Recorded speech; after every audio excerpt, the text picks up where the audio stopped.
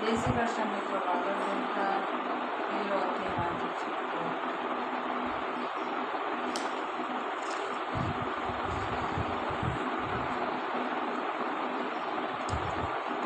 સર્વોપરી ભગવાન નિરખવા નથી. મદબુદ્ધિવાળા વિચારો ખોટી રીતે તમે માનો છો. સાચું તો એ છે કે તેઓ સર્વોપરી પુરુષોત્તમ છે. તે વિશે સર્વ પ્રમાણભૂત વૈદિક સાહિત્ય સમર્થન થયેલું છે, પરંતુ આપણે કલ્પિત શકીએ છીએ કરતાં તેમાં વ્યક્તિત્વ જુદું છે. અહીં એમ કહેવામાં આવ્યું છે, બ્રહ્માજી તેમને જિનેન્દ્ર તરીકે અને મિત્ર વરુણ તેમના ગુણોની જેમ કાર્ય કરે છે. આનો અર્થ એમ થાય છે કે વ્યક્તિ તરીકે તેઓ સંપૂર્ણ છે, પરંતુ અંગો જુદા પ્રકારમાં અને જુદી જુદી શક્તિઓ ધરાવનારા છે. માટે ભગવાનને નિરખવા તરીકે વર્ણન કરતી વખતે એ સમજી લેવું જોઈએ કે આપણા અલ્પ અનુમાન વડે જોવાતા વ્યક્તિત્વ પ્રકાર જેવું તેમનું વ્યક્તિત્વ નથી. વિરાટ પુરુષ ભગવાનના વિરાટ દેહને વિવિધ અવિભાજ્ય અંગો તરીકે ટેકરીઓ અને પર્વત કે આકાશ અને મહાસાગર જોઈને ભગવાનની પૂજા કરી શકાય છે. ભગવાન શ્રી કૃષ્ણ અર્જુન સમક્ષ વિરાટ રૂપ દર્શાવ્યા હતા. નાસ્તિકો માટે એક જ પડકાર છે.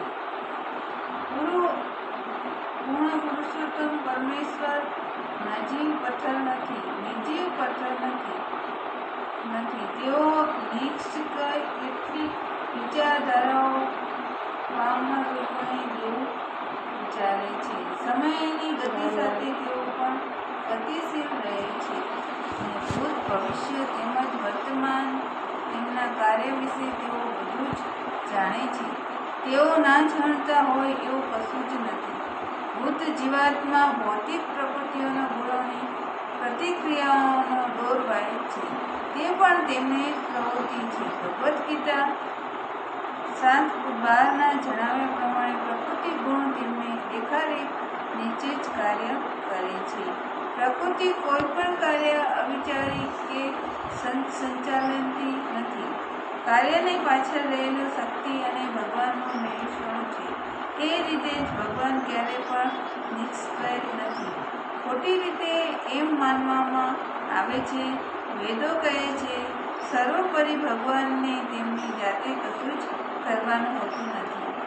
ઉપહરિઓનો બાબતમાં હંમેશા એમ જ હોય છે, પરંતુ તેમના નિર્દેશ મુજબ બધું થાય છે. એમ કહેવાય છે કે પ્રભુની આજ્ઞા વગર ઘાસનું એક તળતળિયું હાલતું નથી. બ્રહ્મસંહિતા 5:48 કહેવામાં આવ્યું છે, બધા બ્રહ્માંડ અને તેમને અધિષ્ઠતા બ્રહ્મ પર ભગવાન શ્વાસ લેવાની અમિત જેટલા સમય પૂરતા અસ્તિત્વ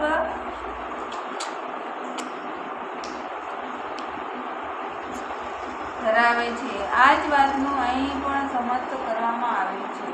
વાયુ ઉપર બધા વિશ્વ અને વિશ્વમાં ગ્રહો અસ્તિત્વ ટકાવી રાખે છે. તે તો પડકારી ના શકાય તેવા વિરોધ પુરુષો અને અલ્પશ્વાસ સિવાય બીજું કોઈ નથી. તેથી નદીઓ, વૃક્ષ, હવા અને પસાર થતા યુગો અભ્યાસ કરી પણ ભગવાન નિરખવા છે. એવા બ્રહ્મમાં પડ્યા વગર મનુષ્ય તેમને ધ્યાન ધરી શકે છે. ભગવદ્ ગીતા 12:5 કહ્યું છે કે પરમ સત્યના નિરાકાર હોવા વિશે જેમનું વિશેષ વર્ણન છે, તેમના માર્ગે જાઓ.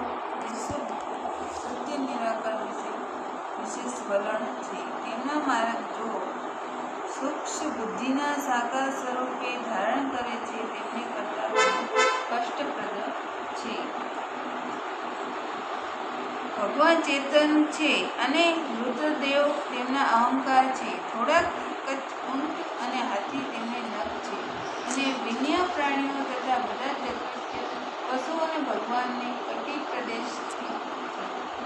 મોર, પોપટ, કોયલ અને બીજા કલાકારીવાળા પણ રંગબેરંગી બહુવિધ પક્ષીઓને પૂર્વેશ્વર કલા દ્રષ્ટિનું દર્શન થાય છે. ભોધવ અને વિદ્યાધરો જેવી મનુષ્યની સ્વયંગીત જાતિઓને અદ્ભુત ગાઈ શકે છે અને સ્વર્ગના દેવોને પણ મંત્રમુગ્ધ કરે છે. તેમના સંગીતોમાં સ્વયં ભગવાનના સંગીત જ્ઞાન દર્શાવે છે. તો તેઓ નિરાકાર કેવી રીતે હોઈ શકે? તેમની સંગીત રુચિ, કલા દૃષ્ટિ અને ઉચ્ચ બુદ્ધિમત્તા ક્યારે પણ ભૂલ થતી નથી. તેમના સર્વપર વ્યક્તિત્વ વિશે જુદા જુદા ચિહ્નો છે. મનુષ્યની જાતિ માટે ઉચ્ચમ ધોરણનો કાયદાનું પુસ્તક છે. સામાજિક જ્ઞાનમાં એ મહાન ગ્રંથો અનુસાર અને દરેક મનુષ્ય સલાહ છે. મનુષ્ય સમાજ ભગવાનના નિવાસનું સ્થાન છે. મનુષ્ય જીવન ભગવાન પ્રાપ્તિ માટે પણ ભગવાન સાનિધ્ય માટે પણ નિયમાયેલું છે. બુદ્ધ જીવ માટે આ જીવને પોતાની સનાતન ભગવતમાં પુનઃપ્રાપ્તિ કરવાની અને જીવનને સફળ બનાવવાની એક તક છે. અસુરોને પરિવાર મહારાજ પ્રહલાદ ભગવાન સાચા પ્રતિનિધિ છે. ભગવાનના વિરાટ દેહથી કોઈ પણ જીવાત્મા જુદો નથી. સર્વ પડીઓ દેહને